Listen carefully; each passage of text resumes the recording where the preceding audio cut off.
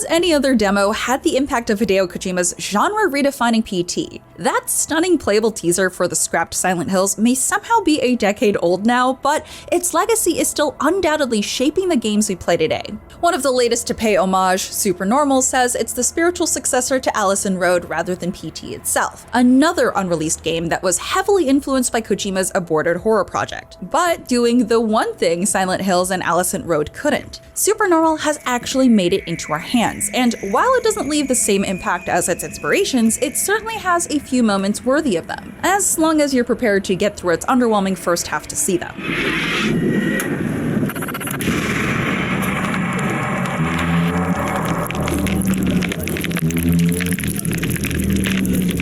Like PT, Supernormal takes place in a single location, Mr. Sakamoto's stylish Japanese home. It's your job as an investigator named Wyatt to uncover exactly what happened to Sakamoto's daughter, Sophia. Though the home is neat and orderly, there are plenty of signs that something's amiss. There's blood spatter on the piano, bloody handprints are stamped all over the downstairs bathroom, flies crowd around a pile of unwashed clothing in the laundry room, where a pistol just so happens to lie idly next to the washing machine. While we're spared the terror of yet another looping hallway extravaganza, Supernormal requires you to become very familiar with Sakamoto's home, and as you move around, exploring inexplicable sounds and following ominous blood trails, the true horror of what took place here begins to come to light. That can create an appropriately tense atmosphere, but it's one that's frequently shattered by some strange choices, particularly in the first half. For starters, Supernormal's dull opening cinematic is just your character and Mr. Sakamoto sitting in front of each other for 3 minutes as the sound effects and music get louder and louder until you can barely hear the conversation. A real problem given the auto subtitles just stop working too. Thank you, Wyatt. Your dedication means a lot to me. However, I have to leave now, as I need to make some arrangements. Shortly after, you'll wish you still couldn't hear Wyatt as you're let loose on the house and he talks to you through every idiotic thought that enters his head. Bloody handprints. Amidst the piano-loving environment. It's unsettling to think what might have happened to Sophia.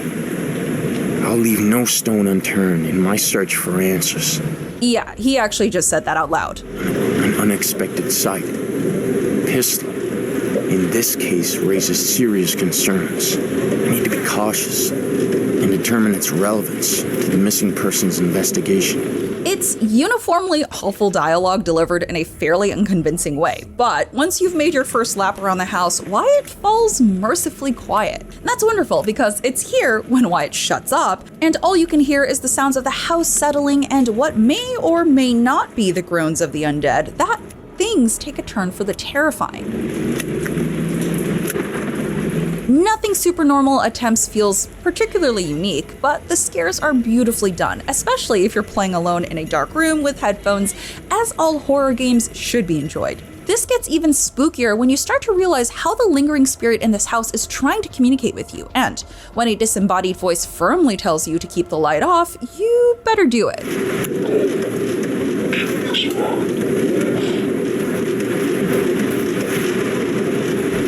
The entire 90-ish minute playtime is essentially one giant fetch quest as you look for clues, and you'll never quite be sure what you need to do to trigger the next event, but the spooky interactions you'll encounter are genuinely unsettling, with randomized events that are considerably more terrifying than the scripted ones. There's one where the ghost scuttles up the wall like a cockroach, another where it skitters across the place with its back arch, a neat homage to the deleted spider crawl scene from The Exorcist. Other times, it's stomping around the kitchen just a few feet away from you where you're sitting staring at a laptop. It's only by regularly interacting with the laptop that you'll be able to progress though, which adds a delicious beat of tension every time you sit down. Undoubtedly one of Supernormal's more intriguing features is a voice recognition system, though it never quite functioned properly. If you have a mic live, you can theoretically ask the spirit where it is or if it can see you. Sadly, even when a working mic was picked up, it wouldn't trigger any of the cool TV messages shown in Supernormal's teaser trailers. It's nice that a mic isn't mandatory at least, but it's a real shame that such a key feature didn't work right. Eventually though, you'll not only learn that getting killed by the spirit is entirely out of your hands, as it will somewhat arbitrarily decide whether or not you make it through a sequence alive, it's also without consequence. If a spirit decides to take you out, whether or not you do look behind you, you'll wake up on the couch again having lost no progress at all. This isn't a complaint exactly, as few things deaden the impact of horror more than making you redo things over and over again, but it does take some of the fear away. You'll also eventually discover that the sputter of your flashlight, which you're never explicitly told you have, is meaningless too. Supernormal does look and sound great though. The visual style of the Sakamoto home and its lighting in particular are really well designed, even if they borrow many ideas from PT. Most of the time you'll move through the story smoothly as well, rarely getting stuck in the annoying ways that even PT's occasionally confusing puzzles could cause.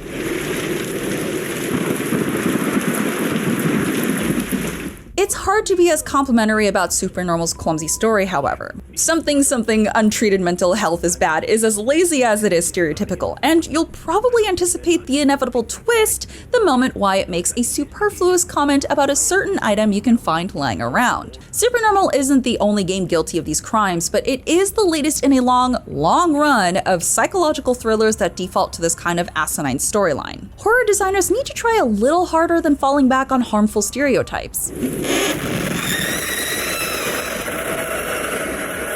Beyond seeking out a second ending, there's not a lot of replayability here either.